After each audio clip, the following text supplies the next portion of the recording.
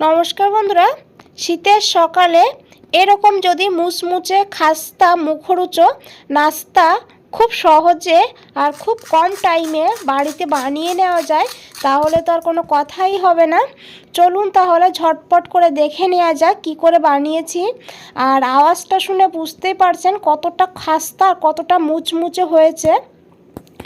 আর একবার এইভাবে বাড়িতে বানিয়ে খেয়ে দেখুন, বারবার বানাবেন আর খুবই সহজ আর খুব কম টাইমে বানিয়ে নিতে পারবেন। প্রথমেই দেখুন এই নাস্তাটি বানাতে এখানে লাগছে 1 কাপ মটর বা মটরশুঁটি। আর এখন যেহেতু শীতের সময় খুব সহজে বাজারে ফ্রেশ মটরশুঁটি পেয়ে যাবেন কম দামে।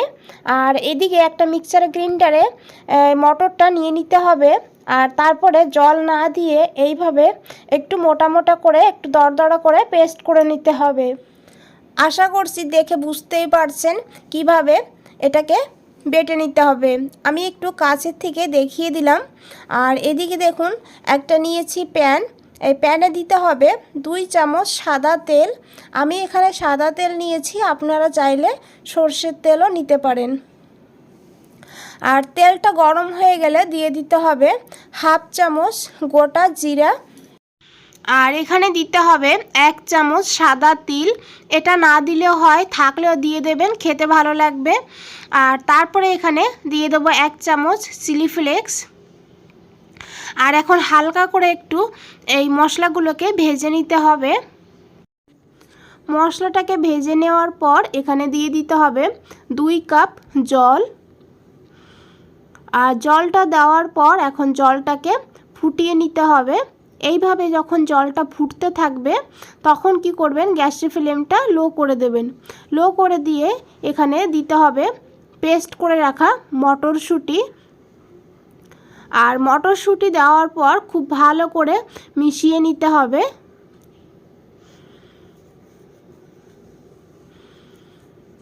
দেখুন বন্ধুরা, এইভাবে খুব ভালো করে মিশিয়ে নেওয়ার পর এখানে দিয়ে দিতে হবে সুজি।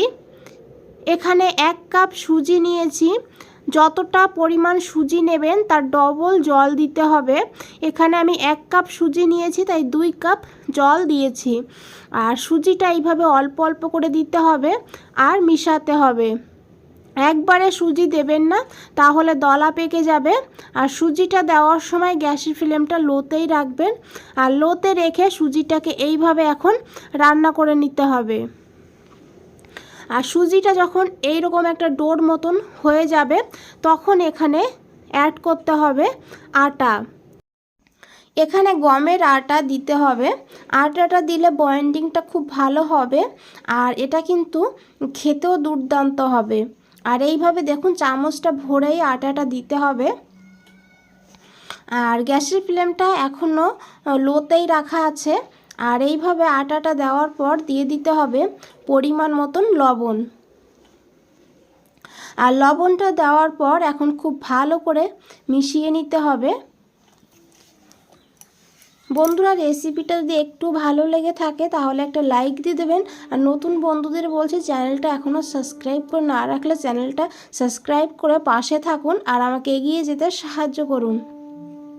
দেখুন বন্ধুরা, এইভাবে খুব ভালো করে মিশিয়ে নিয়েছি। আর মিশিয়ে নেওয়ার পর গ্যাসের ফ্লেমটা অফ করে দিতে হবে।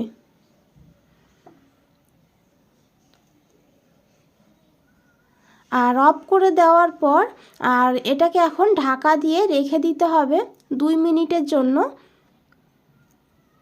হালকা ঠান্ডা করে নিতে হবে। আর 2 মিনিট পর এখানে দেখুন একটা প্লেটে এই ডোটাকে নিয়ে নিতে হবে। আর এখন এই ডোটাকে খুব ভালো করে হাত দিয়ে মেখে নিতে হবে।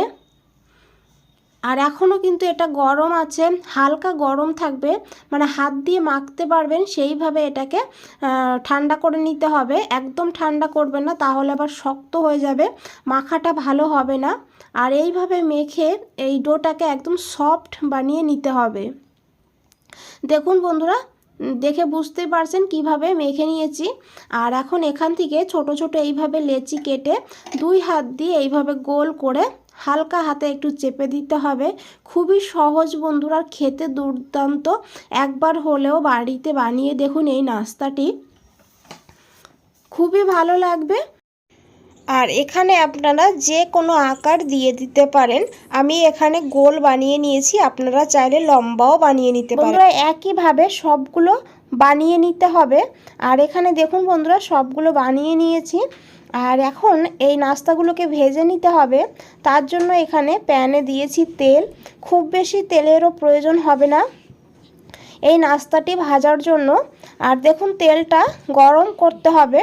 এইভাবে একটু অল্প পরিমাণ দিয়ে দেখেছি, এটা কিন্তু উপরে একদমই উঠে আসেনি, একটু টাইম লেগেছে। আরও কিছু সময় তেলটাকে গরম করতে হবে, তেলটাকে ভালো করে গরম করতে হবে। আর এইভাবে দেখুন অল্প একটু দিয়ে দেখবেন, যখনই দেখবেন এটা খুব সহজেই তাড়াতাড়ি করে উপরে উঠে আসছে, তখন বুঝবেন তেলটা খুব ভালো করে গরম হয়েছে। আর তেলটাকে খুব ভালো করে গরম করে তারপরে একটা একটা করে নাস্তা দিয়ে দিতে হবে। আর খুব বেশি দেব না এখানে, তাহলে কিন্তু আবার উল্টাতে অসুবিধা হবে। তাই এইভাবে অল্প করে দিয়েই ভেজে নিতে হবে।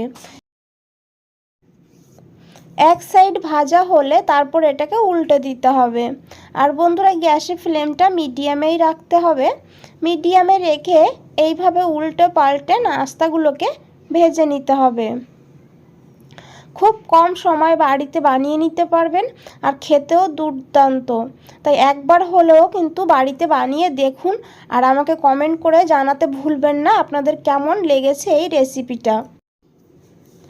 এখানে দেখুন একটা ব্যাচ ভেজে নিয়েছি, ভেজে তুলে নিতে হবে। আর তারপরে বাকিগুলো একইভাবে ভেজে নিতে হবে। আর বন্ধুরা এই রেসিপিটা সকালে বা রাতের ডিনারেও আপনারা ঝটপট বাড়িতে বানিয়ে নিতে পারবেন। আর সস বা চাটনি চায়ের সঙ্গেও দুর্দান্ত লাগবে খেতে। এখানে আমি ধনেপাতা চাটনি বানিয়ে নিয়েছি। বন্ধুরা আজ তাহলে এই পর্যন্তই, ফিরে আসছি নতুন কোনো রেসিপি নিয়ে। আপনাদের এই সময়টুকু দেওয়ার জন্য অনেক অনেক ধন্যবাদ। ভালো থাকবেন, সুস্থ থাকবেন, ধন্যবাদ।